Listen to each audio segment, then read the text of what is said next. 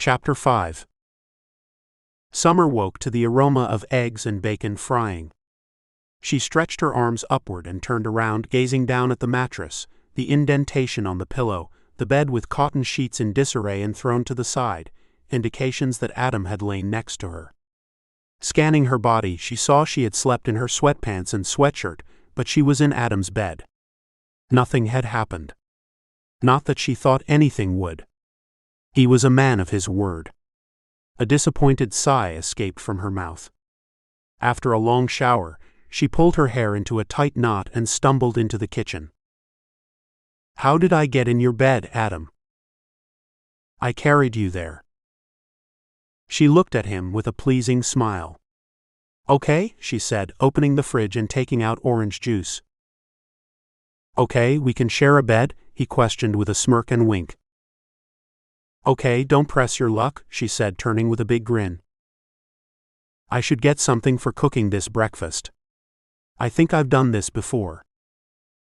"You will get something." Summer raised her eyebrow and lumbered around to him, giving him a kiss on his lips. He handed her a plate. She sat quietly, trading flirting glances with him and holding the small sausage to her pursed lips. He turned to her. "If you continue to arouse me, I won't be responsible for this little man's actions." She glanced at him, asking for clarification. He pointed to his hard dick protruding in his pants. "Why, Adam, you are a wolf."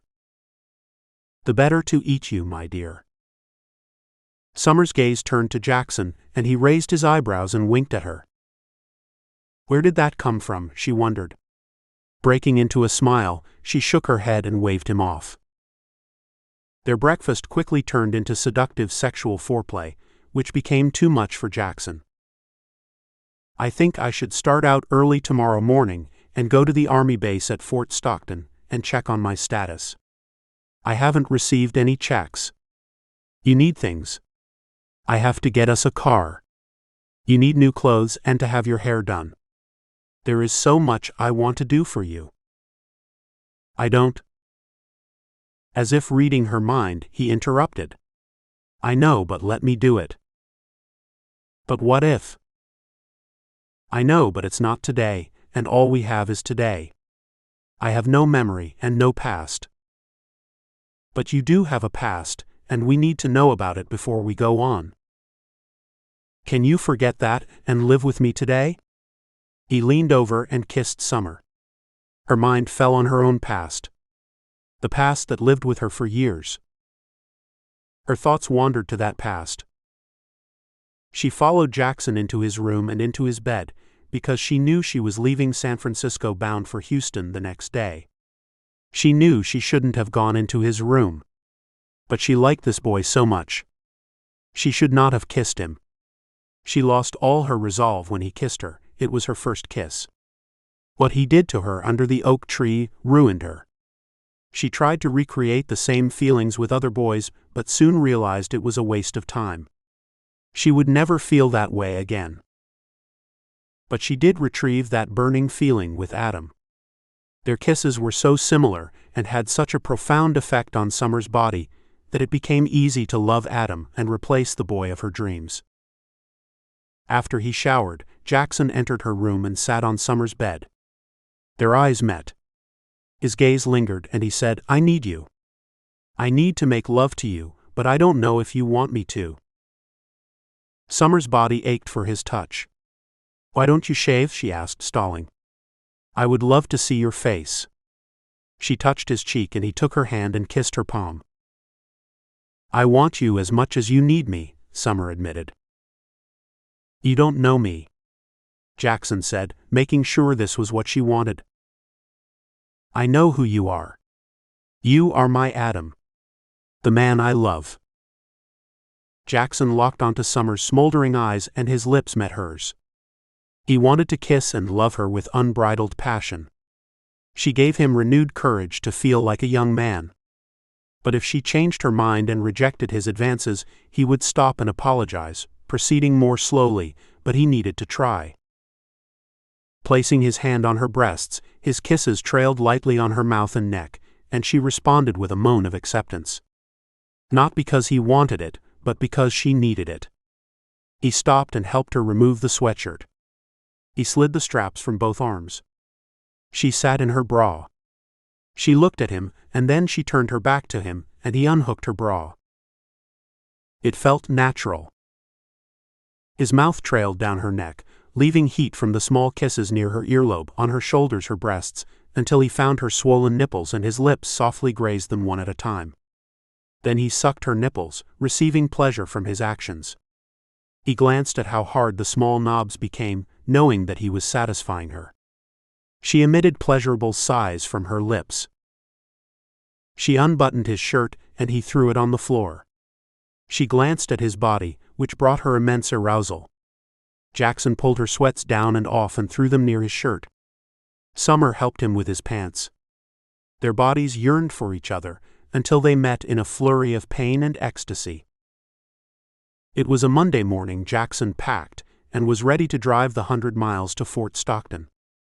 When Summer opened her eyes, he leaned over her, telling her that he will see her that afternoon.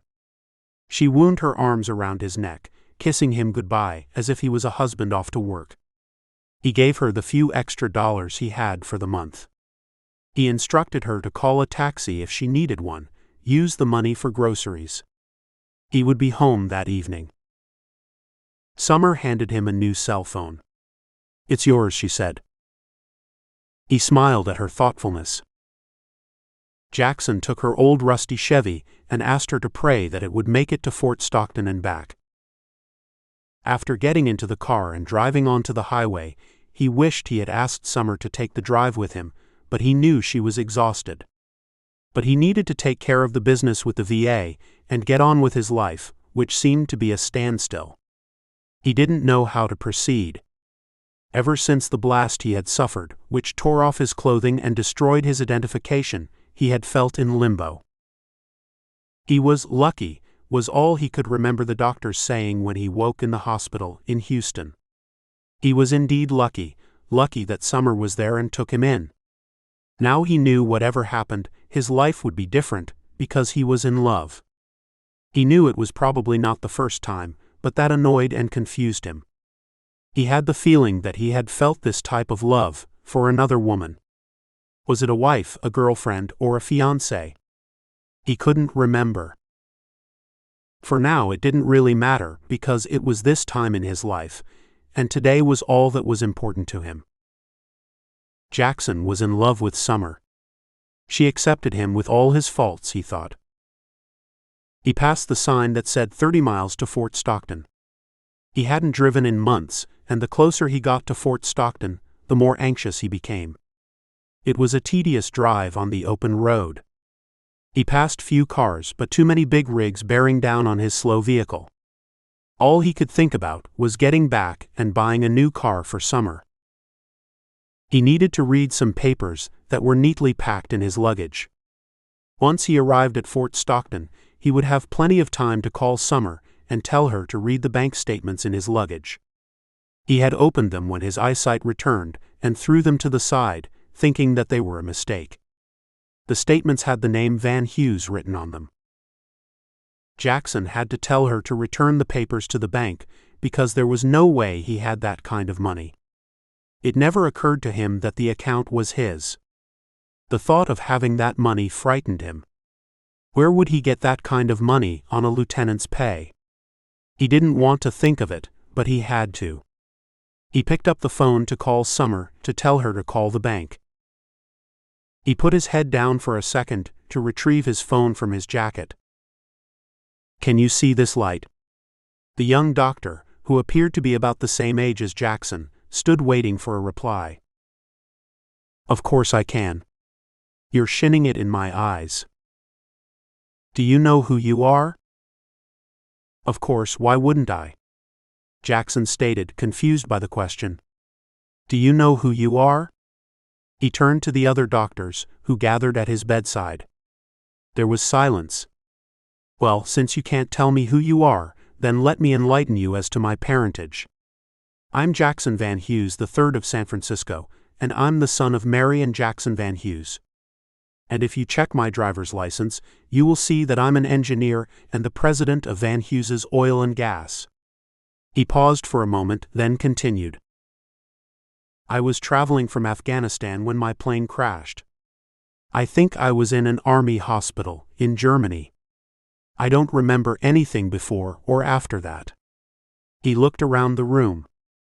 Why am I in this god-awful hospital still? Was my father and mother informed of my accident? We didn't know who you were. You've been in an automobile accident. I just explained to you that I'm Jackson Van Hughes, and I was in a plane accident. No. You were in a car accident. You hit the back of a big rig. You were lucky, the doctor explained. Was my chauffeur injured? Was my limo damaged? Mr. Van Hughes, you were driving a 1988 Chevy with no driver's license. The car was a total loss. You are lucky. The physician repeated. I'll consider myself lucky when I'm home. Please call my chauffeur, and he'll bring my limo around to pick me up. If he's planning on driving to Texas, he won't be here for a couple of days, the doctor added. Where the hell am I? Jackson asked, sitting upright and closing his eyes for a moment. You're in Fort Stockton, Texas. What the hell am I doing in Texas? That's what we're trying to determine, Mr. Van Hughes, if that's your name. The head doctor turned and shot a glance at the nurse. Do you remember anything besides your name, Mr. Van Hughes? Nothing. Now get my father on the line.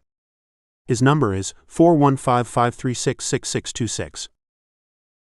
The doctor took out his phone and placed a call, and then he walked out of the room. When he returned, he wore a different expression, one of concern and respect.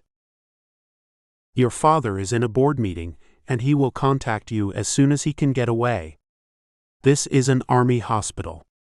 We found some papers on you, and we thought you were a veteran. The medics must have thought the same thing, the doctor said, trading glances with an intern. Why would I join the army? I'm one of the richest men in the world. He looked up at the doctors with a rich man's arrogance. You love football?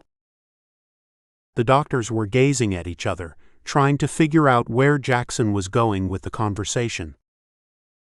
Well, I played in the Rose Bowl. I was the quarterback from Stanford. I was the quarterback who ran 50 yards for a touchdown to win that game. I won the Heisman Trophy in my freshman year at Stanford, and was ready to sign a multi-million-dollar contract when Jackson suddenly remembered, and his brow furrowed. It was then he realized that his mother had died, and his relationship with his father was contentious. It was his father who wanted him to go to college and play football, and then take over his grandfather's company. It was his father who tried to arrange a marriage between him and his father's business partner's daughter, Victoria. Jackson had argued with him about that match. He wanted to find and marry Summer, the girl he had fallen in love with when he was 18. It was his father's words that infuriated him. You can find a piece of ass anywhere. You are a rich man, why would you waste your time with a girl you never even fucked? Finding Summer consumed Jackson's life, but not as much as football in college. It had been all he thought about, and it was all he could think of for years. But it was his responsibilities to his teammates and his father that left little attention to finding Summer. Finally, Jackson had lost interest in the game of football, and refused to sign a contract with a professional team because of his father's meddling in his life. After obtaining a degree in engineering, Jackson took an active role in running the company his grandfather started.